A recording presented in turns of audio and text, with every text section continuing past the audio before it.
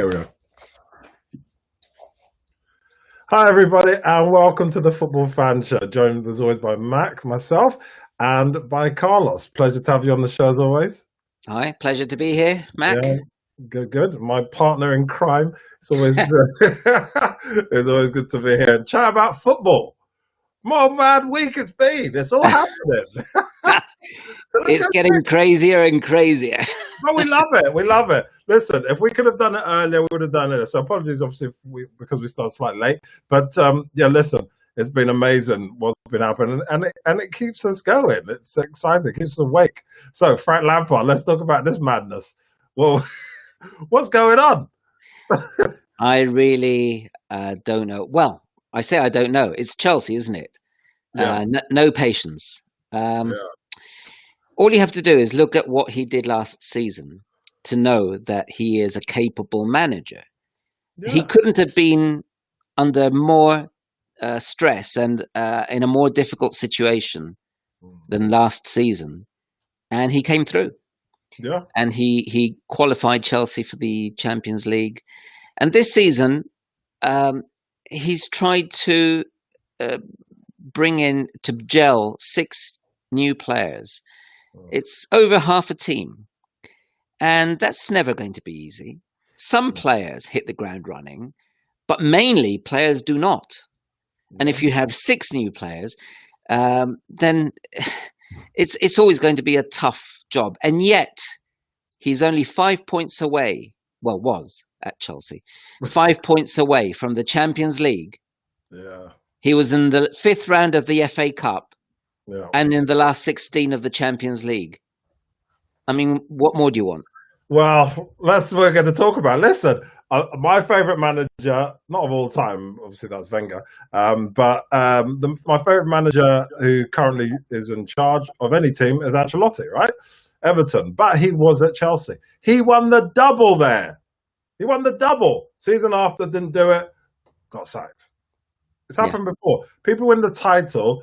If they have a little bit of problem, then they get sacked. I don't get it. But that's for them.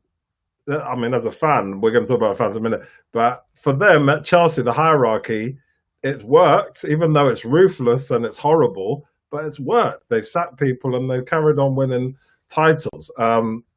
There's so many things that have happened with people doing really well, and then the season after they just decide that's it. Let's be honest, right? He got to top 4, brilliant, right? Obviously, then justify the payment, but he lost in the FA Cup. But here we are, and the statement, I'm not going to read it out because everyone's read it and it's well documented, in effect said that they didn't see any way out of getting from where they were, which is obviously 9th, to get top 4, which is what they're all about, right? They've got to finish top 4 as a minimum for Mr. Roman Abramovich. So, yeah, I mean, look, as a fan, I've heard the fans, they've been kicking off as you expect, just like they did with Poch, but they all got over it. So, I mean, as a fan of football, what's your thoughts on this kind of cut and thrust by Chelsea? Well, yes, you say quite rightly that it's worked for them, this chopping and changing. Yeah.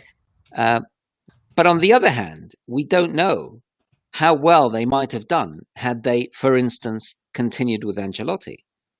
Yeah. They might have done better than they've done since. Yeah. The reason why they keep winning is because they throw money at everything. Yeah. That's always going to be an advantage. It's no guarantee for success, but it helps. Obviously, it helps if you're Chelsea with Abramovich's money and not Southend, who are bottom of the league. So it does help, but I think a bit of stability is what's required. I'm sure that Chelsea supporters are not happy because it's Frank Lampard. You see, it's not just any manager they're doing this to. This is a legend at Chelsea. He's a guy who did it as a footballer, and you've got to say he did it in the first season as a manager. Yeah. Yes, he's been struggling a bit of late, but is it his fault that Timo Werner can't hit a barn door at the moment? It's not his fault. Is it his fault that Ziyech is not performing? Now, people might say, yes, it is. It's the manager's fault. But I think when a player is completely new, not just to the team, but also to the country and the league, then you've got to give them a bit of time to settle in, because it just doesn't happen overnight. As I said, some players do, but that is a rarity.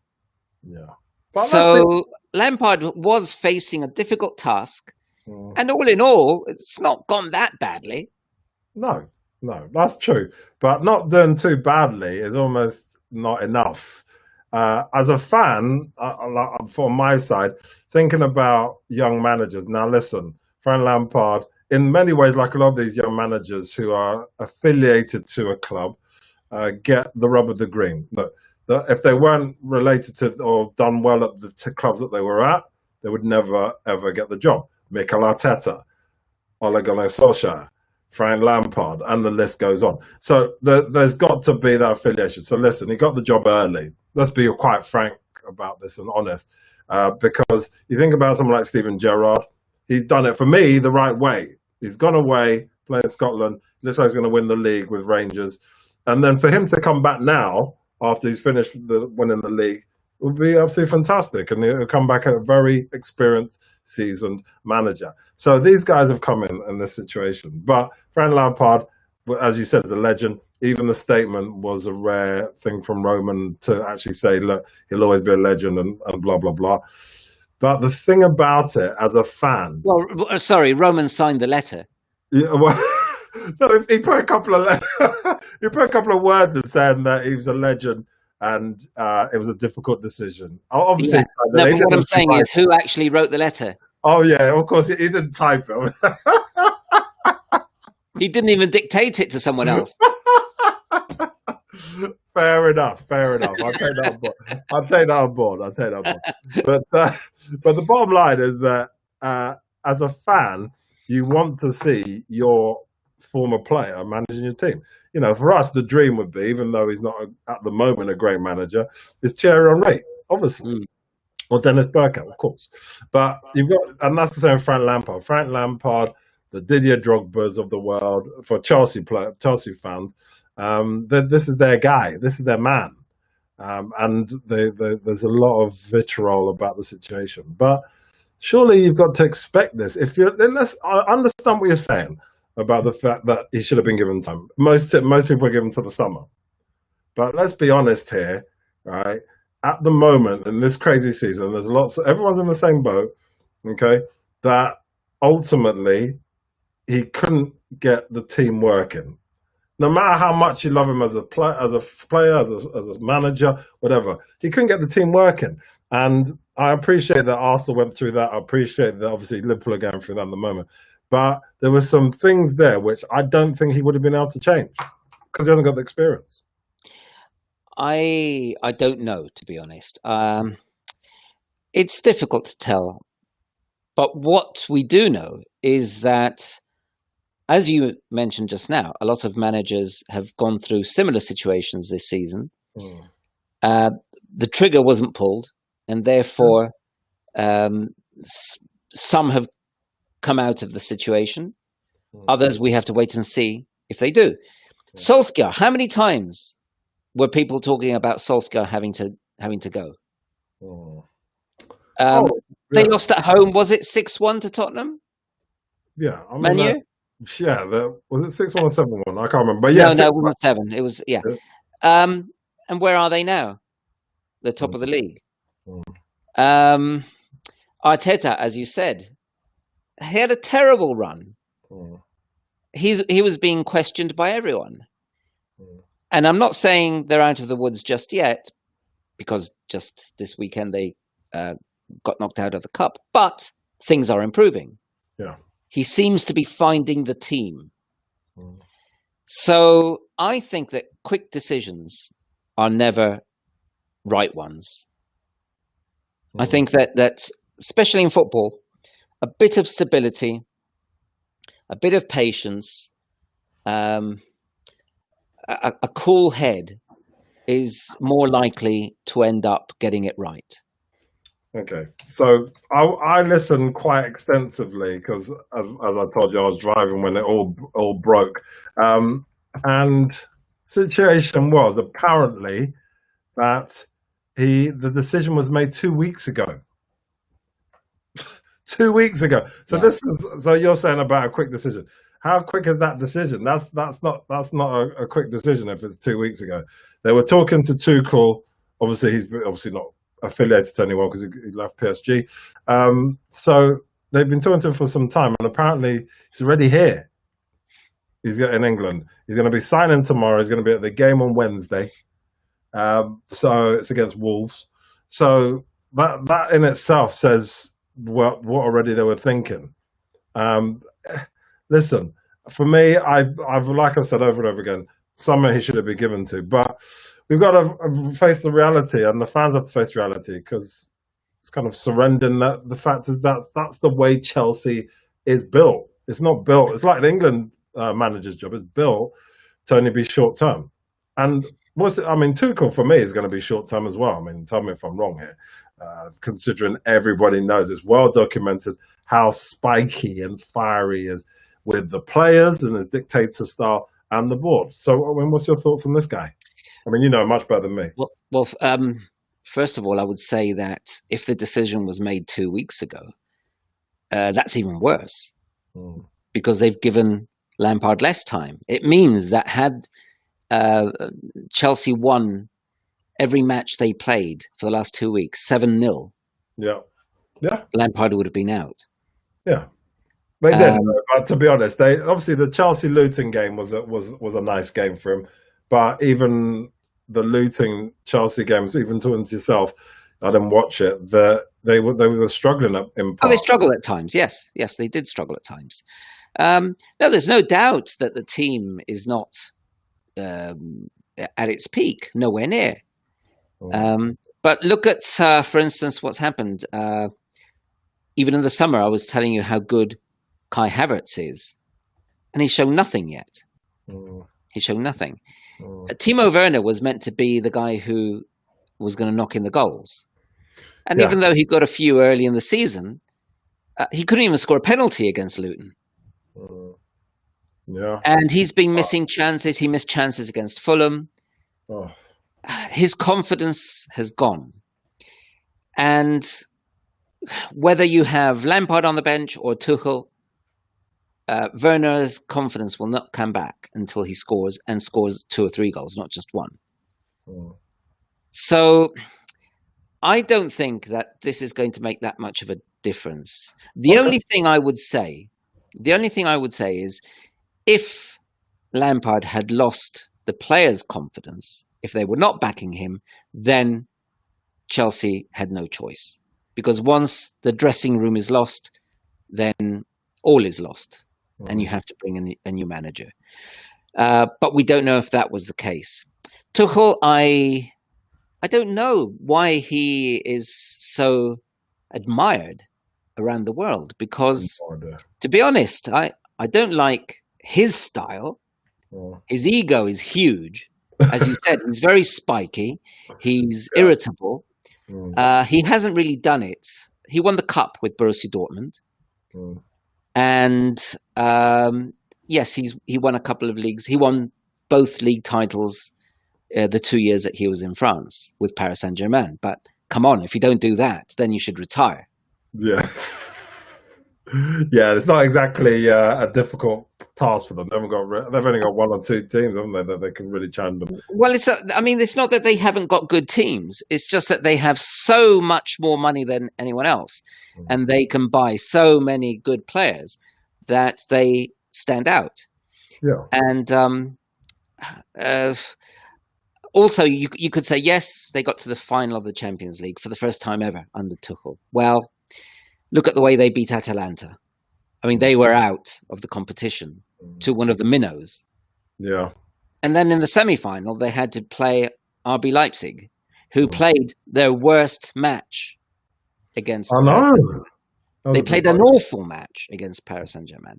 So, there was a bit of fortune along the way, because I'm not sure that had Paris Saint-Germain had to face anyone stronger, and anyone on form that they would have qualified.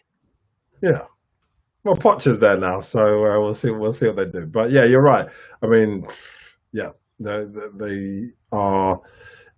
When you're with a team, it's almost like the Pep situation. When you have a team with loads of money, oodles of money, and you're in a league which has only got one or two people that can challenge realistically for the title. I mean, it's a walk in the park, right? I mean, it doesn't get easier than that.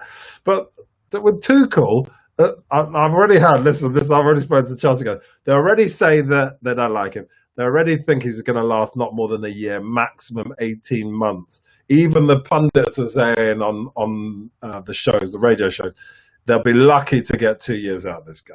What's your thoughts on that as a fan? I mean, is it just a short-term fix to stabilize the ship? No, you don't bring in someone like Tuchel because of his big name just for 6 months or just to stabilize matters.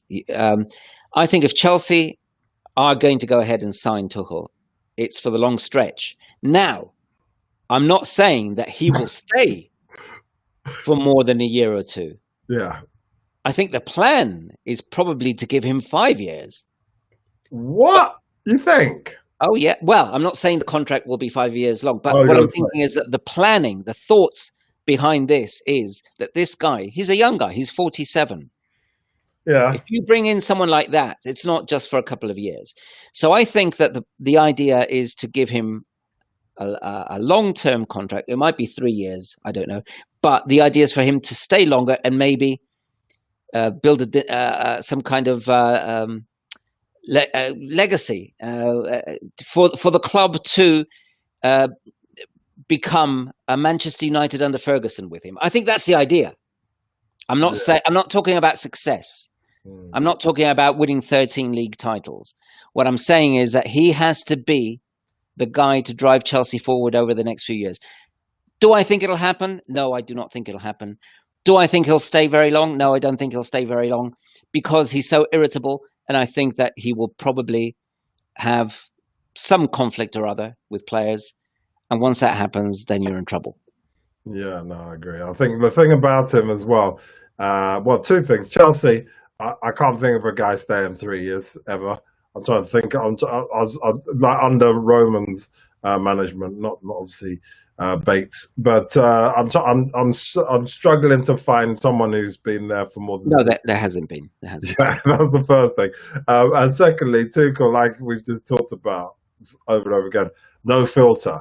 Now we know what the modern football is like. We know what management like. Remember, they're the people. Don't bite the hand that feeds. Tuchel doesn't care about that. He doesn't care. He'll bite that hand and he'll bite it off. And obviously people get upset by that. How can you not leave PSG under your own terms? It's the easiest, most cushy job you could ever have. It's just crazy. So, that speaks volumes for me. But like I said, the fans aren't happy. It's going to be interesting to see him in the Premiership. But as a fan, I don't think people might endear to him, but I think we're going to struggle to really find a lot of positives to say about this chap. But anyway, let's move on. Let's see what happens. And, good luck to Frank Lampard. Actually, before we go, what do you think will happen to him now? I don't think he'll be a pundit, will he? He'll probably try and get something else, will he? Oh, definitely. Definitely. The question is now, where does he go? Because Chelsea was a perfect fit. Yeah. All I can think now is that he might hang around and wait for the other job that would be a perfect fit for him. West Ham. West Ham, yeah, of course, West Ham. That's where, yes, of course, West Ham. But they're doing well under Moyes. So there's no chance right now of that opening becoming available, of that job becoming available. I just can't see it but Moyes was at Everton forever and he gave them great success. West Ham, unless the owners sell, will keep him, Moyes, 100%. And he's a great manager and he likes staying at places. East London is a very reasonable place to live, getting paid well. There's no reason for him to be moving anytime soon. So Moyes is not a mover and a shaker, is he? He's quite happy to stay somewhere and just chill. Thing is, after coaching Chelsea, you can't imagine Lampard going to Watford, for instance. No. So what's left? Obviously, Man U, Man City are both out. Everton is out. Liverpool is out. Tottenham, Arsenal, all these clubs are not available. I don't think any of them will take him anyway. I don't think Probably not. Probably not. Chelsea took him because of who he was as a player. Exactly. He's got too much so keep history going with him. down. Well, I tell you what might happen. Well, Newcastle. Yeah, good man. We're thinking alike. Yeah, I mean that job obviously will become available. We know that's not, in any, well, even the way that Bruce was talking, we'll talk about that in a minute. But I just think, I just can't see it. I mean, unless he's desperate to go back, but his missus is pregnant. He's obviously a very wealthy guy, so he doesn't need to come back. But I just can't, honestly, of all the top teams, let's say 8 teams, he's got too much history with them, because as a player, I'm just going to say it, he was very arrogant in the way he carried himself around. And rightly so, Chelsea were doing well. But because of that, there's bad blood. So the Arsenal would never take him on. Man City, Man United, all those type of teams would never take him on. The Leicesters of the world. Well, hang on, don't forget he finished his career at Man City. Yeah, he did. Well. Oh, yeah, fair enough. Man City, yeah. But I mean, Pep's going to stay there probably. Yeah. Pep's unless he wants to, until he's ready to manage Spain or something. He's going to be there for years. Oh, no, I don't think he'd do that.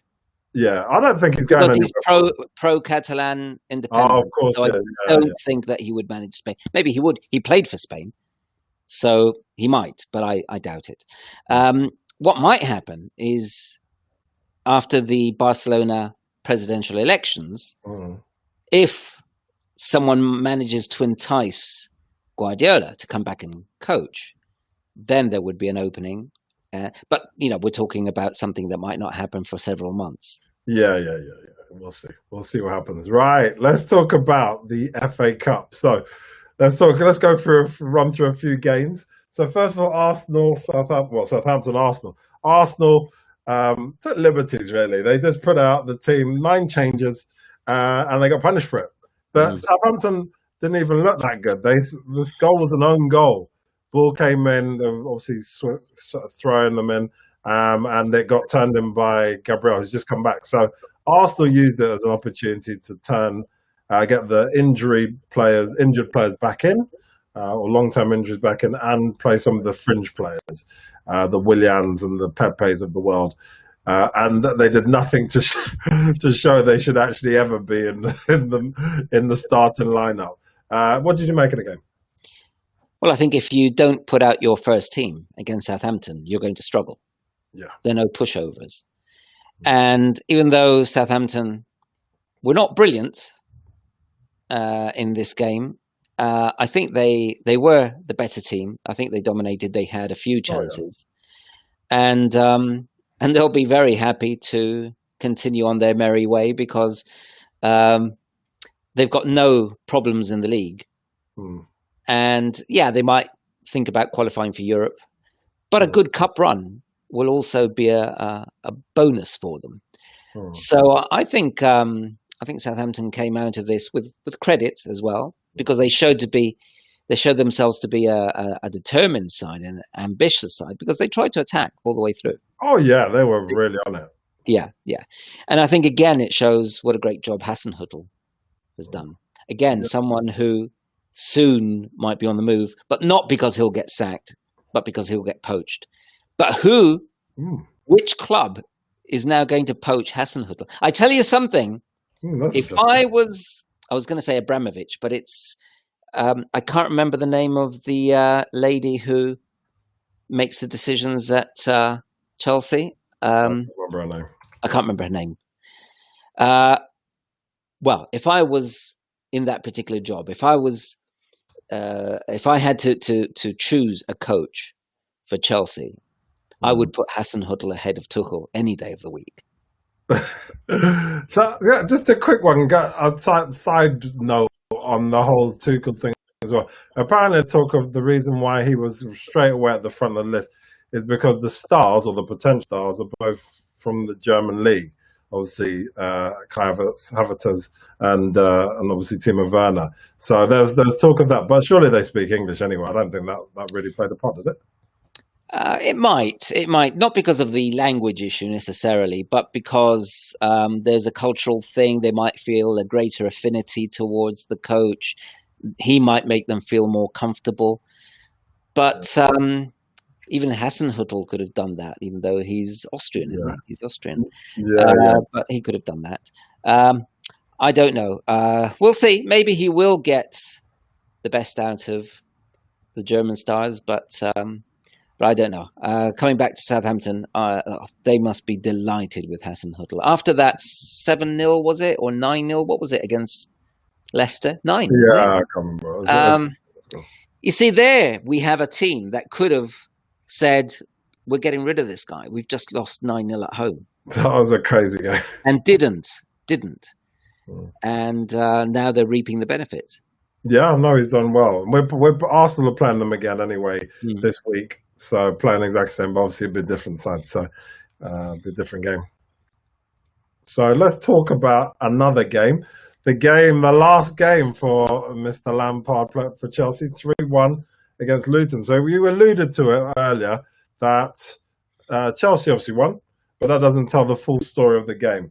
Like you said, Timo Werner had a howler, and various other things happened. So tell us a bit more about it. Well, at 2-1, Chelsea went 2 up, then Luton scored. And at 2-1, it was anyone's game, to be honest. Luton had a few chances. There were some skirmishes inside the penalty area, goalmouth incidents, all in the Chelsea penalty area. I mean, they were struggling.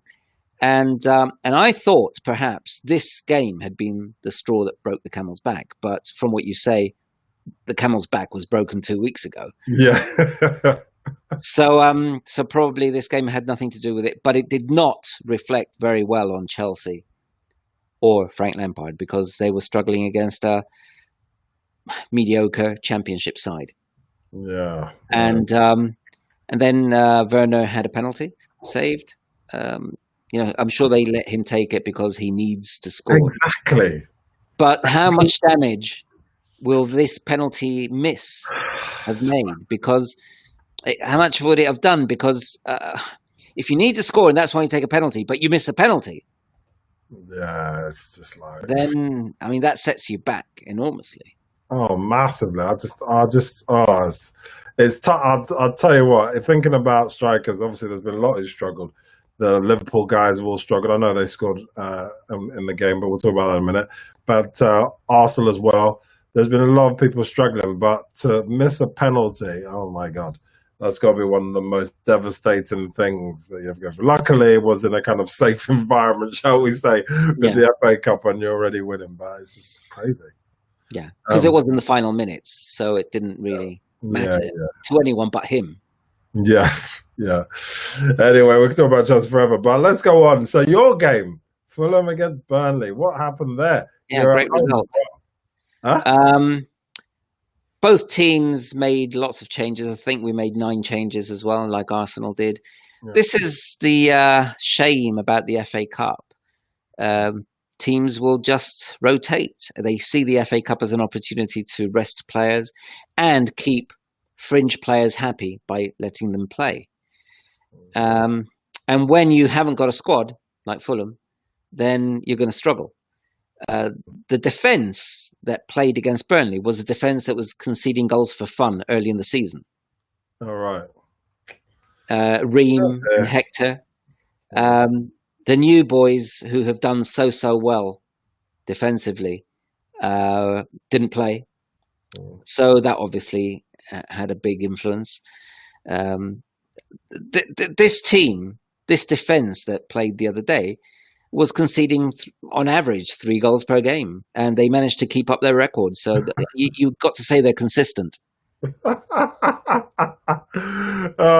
it's bad, isn't it? It's bad. That shows just with yourselves, I suppose, and also the Arsenal, the strength and depth of the team that makes you fragile. You know, your situation is slightly different to Arsenal's, but Arsenal are very fragile. Let's be honest. I mean, if a few people are injured, and this team that played against Southampton, your team, same situation, injuries, it's going to be a big problem. Because I heard that Parker, when he talked about transfer, obviously transfer window ends this week, saying that he doesn't think there'll be anybody coming in, not even on loan, which surprised me, because usually, like West Brom and you know, I don't know about Sheffield United, but West Brom, they're trying to bring in Benteke and all the rest of it. But you usually They can have him.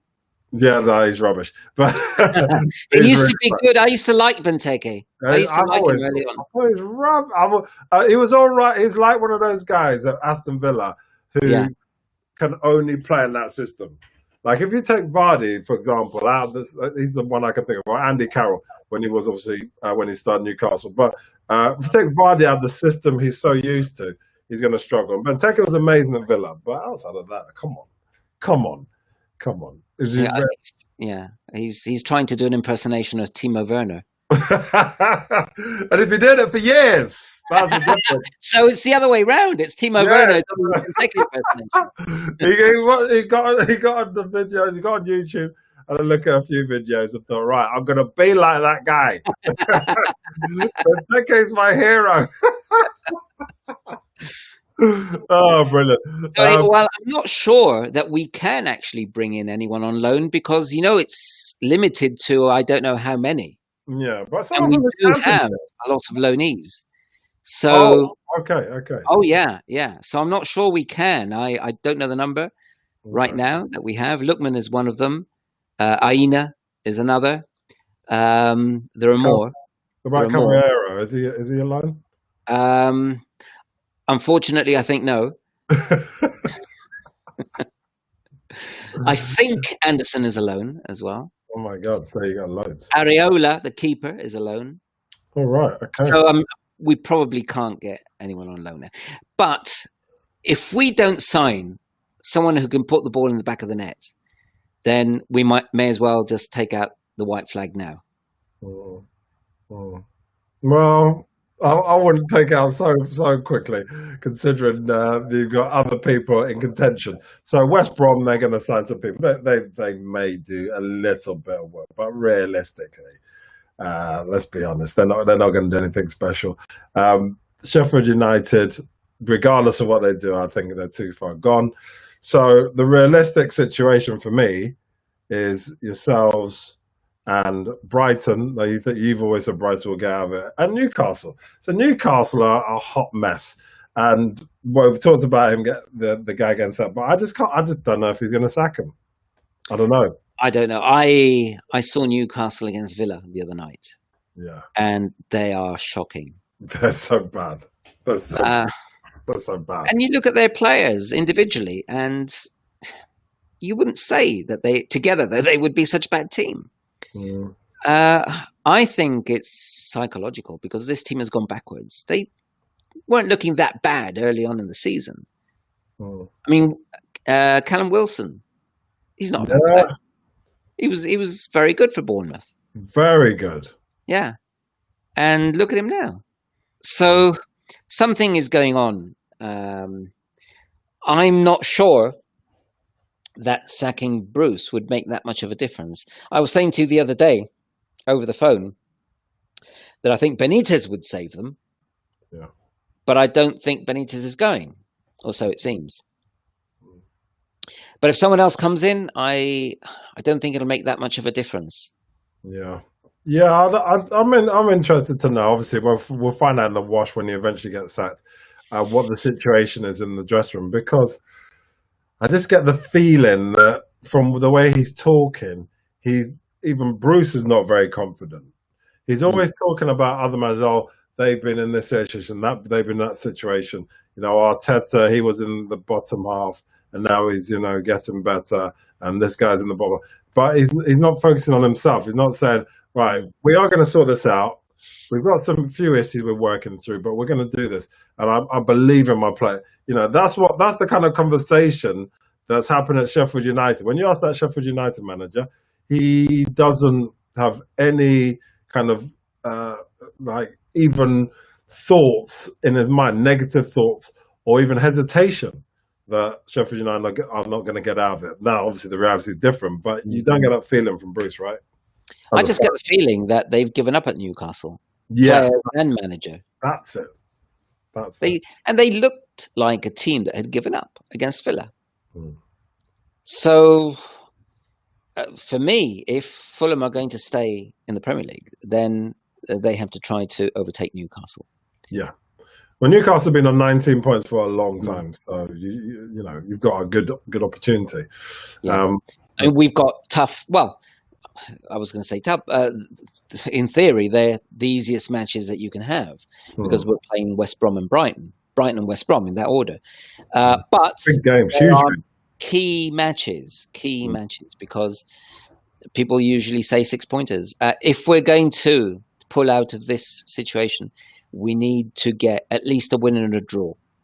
They are massive games here, and obviously we'll talk about them obviously at the time. And listen, all the best Next Monday, because we're playing Brighton on Wednesday and West Brom over the weekend.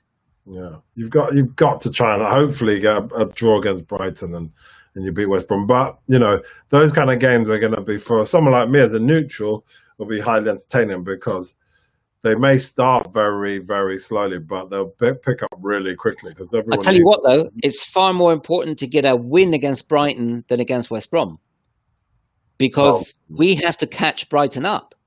We're already ahead of West Brom, so we can afford to draw with them. Oh. We need to start making up ground. So if you've got to target one match for a victory, it's got to be the Brighton one. Yeah. Yeah, well, good luck with that. Good luck. And yeah, that's what I say. Good luck with that. Oh, brilliant. Right, so we're talking the final FA Cup game we're going to talk about. Let's talk about this game. So, Liverpool struggling, but somehow in the whole of January haven't scored a goal. And here they scored 2, but they still lost. What did you think about this game and the whole Klopp reaction? Well, I think someone had to explain to the Liverpool players what it meant when the ball entered the goal and went hit the back of the net because they didn't really know what that was all about. They thought the play had to be restarted with a drop ball or something. It's been a long time for them, a long time. Did you know that they've only won 1 in 7? Yeah, and the one game they won was against the Aston Villa youth players when they played them in the cup. Oh yeah. I mean. But they surely can't win the title again, can they? Surely. I wouldn't rule them out because they're close enough. They're only 6 points behind. And Liverpool are the kind of team that if they suddenly find their form, they could win 15 matches on the trot. Yeah. So I wouldn't rule them out just yet. Okay. And also, I can't see, well, apart from Man City, it's difficult to see teams being consistent. And even Man City, because they've been just scraping through in some matches. They beat Brighton 1-0. So it's anyone's title right now. Yeah. So let's talk about some standout players. Obviously, Marcus Rashford, he had an amazing game, didn't he? Yeah. Pretty amazing, wasn't he? And he managed to put away a one-on-one. Do you remember I was saying to you, how bad is he on one-on-ones? Yeah. He has been all season. When I saw him running at the goal with only the keeper to beat, I thought, wow, Liverpool can relax, I thought. But he did it well. He did it nicely. It was a highly entertaining game, really. And that was important. But it wasn't just the goal that he scored. He was active. He was making runs. He was causing Liverpool trouble. And I think what made United more dangerous in this game was, do you remember that I said when United dominate matches, they struggle more? But when they're running at teams, when they're playing on the break, they're far more dangerous. And Liverpool tried to take the game to United. And so whenever they lost the ball, United could run at them. And it was then that Man U were giving Liverpool trouble. But I thought Liverpool played quite well, to be honest. I thought they played well. Yeah, they did. 100%. They played, but the best game probably they've played this year. Yeah. But it obviously wasn't enough. But there's the other stand-up. Obviously Rashford as well. That assist for Greenwood was amazing. But other stand-up players didn't score, but Listen, it was one of my many man of the matches. Cavani, he's obviously Uruguayan. What a player! The runs he was doing, it's just that intelligence, taking people away from the ball so other people can go forward, holding up the ball, and just involved in everything. I mean, this guy never stops running, and he's the older statesman there. And if you notice as well, how many times does he win the ball back? Yeah, he's By pressing up front, he runs, he presses. He never gives up. He's amazing. And he had a brilliant header as well. Yeah, against the post. Did you see from where he ran? He was nowhere near being in a goal-scoring position as the cross came over, but he ran diagonally from the edge of the box into the penalty area, practically on the spot, penalty spot, and headed beautifully. And he deserved that goal. It hit the post and came out. But I still say that United don't know how to use Cavani. Yeah, so many runs and finds himself in so many goal-scoring positions and never gets the ball. Yeah, and I think one of the main culprits the other day was Mason Greenwood.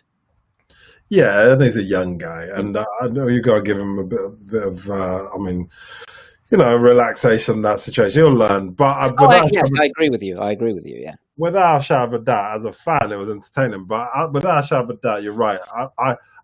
From the outside looking in, Cavani needs more service. He definitely needs more service. But who would provide that? Who would be the real person on the team to do it? What, Pogba or Fernando? I think it's not a matter of who; it's a matter of the playing style. Right. I think United, unless they're, as I said, running and playing on the counter, they slow the attacks down and they allow the opposition to reorganize in defense. And then when someone makes a run, you cannot waste time or space in football, because space will only remain open for a second before a defender gets back and covers you. So when he makes those runs, Cavani, you've got to play the ball quickly into him. And United don't. And you see Cavani being frustrated. You see him sometimes, shaking his head or something. And if I was Cavani, I'd be desperate. I'd be thinking, have I gone to the right team? Okay, at the end of the day, he's thinking he's at Man U, they're top of the league, they've qualified for the 5th round of the FA Cup. He's not having a bad time. He must be really enjoying it there. Yeah, yeah. Except for 90 minutes when he couldn't get the ball. Yeah, it is interesting the way that they play. I mean, Cavani definitely enjoys it. Every time I look at his Instagram, he has a kind of mock-up poster made of himself and the game is going to be in. So, it's for him, it's a big deal. But you're right. It's funny how when Pogba or Fernandes get the ball, they must have been instructed. They literally do just run around the ball, and then literally the other team, opposing team, will run back. So as opposed to them just drilling the ball, or they've got enough skill to get the ball to the wing, but they don't really do much of that. They just take the time. Another thing I think that United do badly is that Martial, when he's on the pitch, Rashford or Greenwood, they carry the ball too deeply into the penalty area. So the closer you get to the goal, unless it's a one-on-one, obviously, the less space there is, and the easier it is for a defender to block your shots or your passes. So you have to make a quick decision before you get into the penalty area, before you even get too close to the penalty area. And this is what United are not doing, you see. But at the same time, I must say that Pogba has suddenly re-emerged as a good player. He didn't seem interested early on, but he's found his form, and that's important. Bruno Fernandes has hardly lost his form all season. He's had minor blips, but he's a very good player, and he's been, I think, the most influential player this season. And on the whole, I think United have improved. Solskjaer has done the job. Yeah. And we'll see how far he can carry the team. Yeah. I mean, I personally think that Pogba is enjoying playing with Fernandes and all these guys that have come in. I think that's made a huge difference for him. I think some of the people, we're not going to mention them, have been before he's probably felt, and obviously managers as well. He obviously didn't get on with the manager before. He's at Tottenham. We're not going to. They obviously had logheads, but just the setup, I think, is much more pleasing to him. And obviously, who wouldn't want to play with Bruno Fernandes? What a player! Came off the bench, scored that amazing, exceptional, exquisite free kick. I mean, look, it must be a pleasure to play with him, and he's such a nice guy as well, Fernandes. That's the good thing. I'd also like to say that Scott McTominay, I think, is playing really well. Brilliant player. Yeah. So in the midfield position, United are stronger now than they were because Fred has improved a lot. Yes. They got McTominay. They've got Matic, who can come in and do a job. And Pogba, who's playing more in midfield than, I mean, he's more withdrawn than he was at other times, playing closer to the strikers. They're very strong in midfield. Yeah, well, we'll see what happens in the FA Cup. It's going to be interesting to see what happens in the next round, even though neither of our teams are in it. Both our teams knocked out. But anyway, let's quickly talk about a couple of transfers. Oh, we were still in the cup for a day longer than you. And rightly so, we were rubbish. Brilliant. Right, so let's talk about some of these transfers. So first things first, let's talk about this guy. Finally at Fenerbahce, after all of the self-isolation, the rest of it. Listen, he was at Arsenal, he did well, then he did badly, and then he just basically didn't get on with anybody, it seems. How relieved and how important is it that he is gone now from Arsenal, do you think? I mean, as a fan, I mean, obviously I know, but what's your thoughts? It's very important for Arsenal because he wasn't going to play. But he was cashing a big paycheck every month. So why would you want him to stay longer? No, I think this is a great decision and a great move. But it also tells you where Ozil is now in a footballing sense. Because he's gone to Fenerbahce. Very big club in Turkey. But it's a very big club in Turkey. Yeah. You see what I mean? World Cup winner who's played at Real Madrid, played at Arsenal. You would expect him to be chased by top European teams. And that wasn't the case. What I'm wondering, though, is if he was so determined to keep getting his big wage at Arsenal and didn't want that to be cut, what's the deal at Fenerbahce? Because I can't imagine that Fenerbahce can afford that particular wage. Yeah, well, he's taken a pay cut. So he's gone from 350 to 100. So he's gone he's less 250 lights. Okay. He's come to his senses. He's realised that if he wants to play football, no one else is going to pay 350. Yeah, no chance. And obviously, like I said, Fenerbahce can't afford that kind of money. But obviously now, because we cut him a nice check to get rid of him, I think he's he obviously doesn't need the money. He's got his pension money. I mean, look, let's see how it gets with Fenerbahce. I've heard stories though that Fenerbahce will love him, but if he doesn't deliver, they're going to kick off. Apparently, they're quite hardcore if people don't deliver. I mean, you probably know better because you're a world football man. Well, also for a couple of years, I was a commentator for the Turkish league. Oh, really? So yeah, it's a league I followed with interest and I thought was very entertaining, to be honest. Yeah. They've got lots of big teams, very big, as I said, in Turkey, Galatasaray, Fenerbahce, Besiktas. Other teams have emerged, such as Bursaspor and Sivasspor, who have challenged the top teams. There's Trabzonspor from the city of Trabzon, who have won the league themselves. So it's a very competitive league, passionate support, big following for the major clubs. And by the same token, as you said, very impatient because, they want immediate success. And of course, only one of those teams can win the league. So someone is going to be in trouble by the end of the season. For Ozil, I think it's a good move because in a way it's a move back home, as we said recently, because even though he's German, his background is Turkish. I think he feels Turkish from what I gather. So yeah, it's a great move. Yeah, no, we'll see what happens. But because of his departure, Arsenal have dipped their toe and got this guy, Mr. Odegaard. So listen, you've told me a little bit about this guy. I've done anything about him. I haven't even watched a video about him. So yeah, listen, tell the fans what we should expect from him. Just in the English game, really, not just for Arsenal. Is he going to light things up like Fernandes? What's your thoughts on this guy? He was being chased by so many teams in Europe when he was about 16. He was going to be the next, I don't know what. He was going to be the major star of European football. To be fair, I don't really like what was done with him, because it was like they were marketing him by taking him for trials all around the place. Oh, okay. Yeah, as a 16-year-old. Oh, like a commodity type. Yeah. Okay. He ended up at Real Madrid, and he wasn't really given much of a chance because he was too young.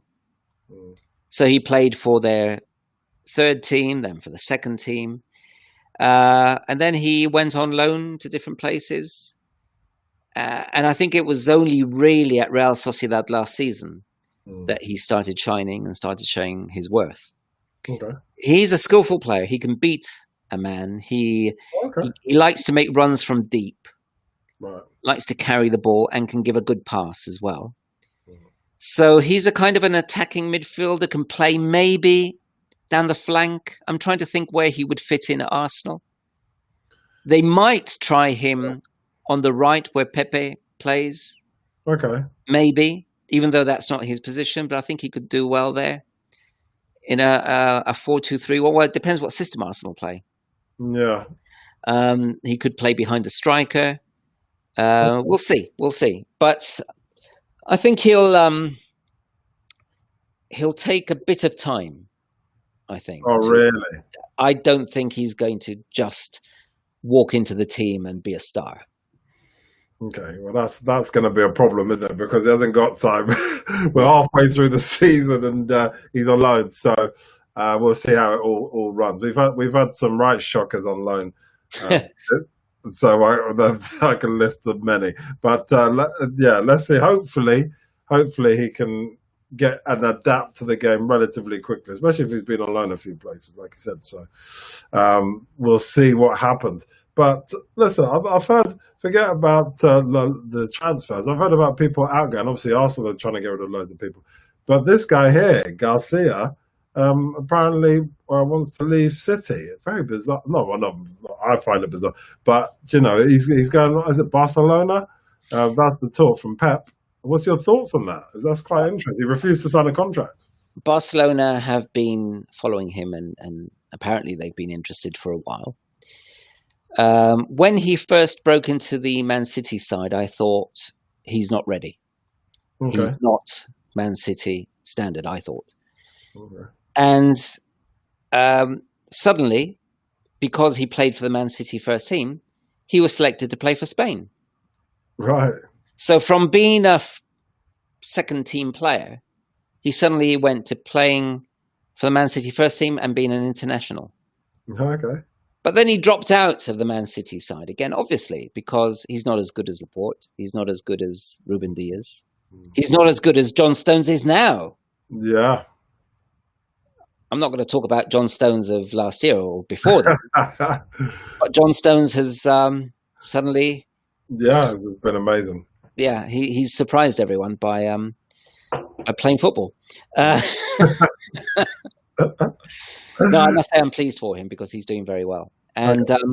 But I think that Eric Garcia, I think needs time. I don't know how much he will develop. I also know that he was selected to play for Spain because Spain were, and I think still are, looking desperately for centre backs. Okay. So Luis Enrique was trying people out. And he's thinking about the Euros next year, obviously, and he needs to have a central defensive pairing for next season for the Euros. So, this summer. Yeah. Yeah. Oh, it's this, of course, it's this year, isn't it? Yeah, we're getting confused. We completely forgot what year it was. It's been a crazy year last year, and it's all rolled into this year. That's why. Barcelona are struggling at the back as well. They need centre halves. Piqué is injured. He's also in the veteran stage of his career. Yeah. Other centre backs have not been convincing. There's a Uruguayan youngster who's been playing and doing well called Araujo, and he's looking quite good. But obviously they need more in that position, so they're looking at Enric Garcia. But again, they're looking at someone who is no more developed than Araujo, the kid who I was telling you about. Yeah. I think they should be looking for someone who has experience and has been at the top. Yeah, absolutely. So it's just a quick fix from the sound of it. But he's obviously been enticed if he's not signing a contract for Man City. So there you go. And that's a nice segue into any other thoughts on anything that's happening in world football and Spanish for any other football that has been happening and you've enjoyed as a fan. Well, a few things. Atalanta beat Milan, the league leaders, 3-0 away. Yeah. Now, Atalanta can be brilliant. But obviously, being a small club with a small squad, they don't have the consistency, probably, to win the Italian league. But on their day, they can beat anyone. They beat Liverpool away 3-0 in the Champions League. Was it 3-0? I think it was 3-0. Yeah. Even though they got hammered at home by Liverpool. Yeah. But they can beat anyone. You know, they're playing Real Madrid in the last 16. Oh, are they? And Real Madrid aren't pulling up any trees. No. Even though obviously people here are saying Madrid are clear favourites, I wouldn't like to put my money on who's going to come out of that tussle. Yeah, Atalanta can beat anybody on their day. That's the bottom line, isn't it? If they're really up for it, I'd hate to play them. But Ilicic is back, who didn't play in the Champions League quarterfinals, semi-finals, and in Lisbon. Ilicic, semi-finals and final. No, quarters, semis, and finals. Ilicic didn't play then, but he's back, and he's a great player, and he's added a lot more to Atalanta. Yeah, and also as well, just going back to the Milan situation, they got really old people up front, haven't they? Got Zlatan still there, hasn't they? Is this Zlatan still there? Oh yeah, 39, and they've just signed Mandzukic. How old is he? I would guess 35, 36. Ridiculous. So that is like there's so many youngsters around, and they go for the guys that are like 35 plus. That's ridiculous. So Anyway, I'm sure they'll suffer for that. Brilliant. Is that anything else? Only that Atletico Madrid keep winning. Yes, and I think it's 7 points clear of Real Madrid with a game in hand. I heard about that, and I heard that Suarez is smashing it with, is it Felix? João Felix, the Portuguese guy. And Barcelona must be cursing themselves for having got rid of Luis Suarez. I think, is it 14 goals? I can't remember how many. I think it's 14 he's got. And he's not even in tip-top shape, or at least doesn't look to be. Yeah. It's an interesting one, that, because I find it bizarre that they were so desperate to get rid of him. I don't know if he had an issue with whoever in the club, but the way they got rid of him was very bizarre because he's always scored goals. No matter what you think of him as a person, he's always been the goal scorer wherever he's gone, whether it was in Holland, obviously in England, and obviously ultimately in Spain. So a very bizarre thing. And that some people, I've heard stories of people saying that, it was good that he left Barcelona, but giving him to Atletico Madrid was a mistake. And obviously it's come back to bite them very hard.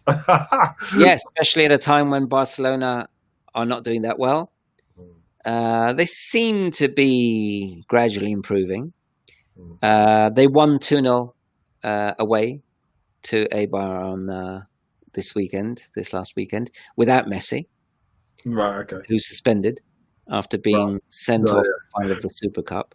It's funny because Barcelona won the semi-final of the Super Cup without Messi, lost the final of the Super Cup with Messi, and now won this weekend without Messi.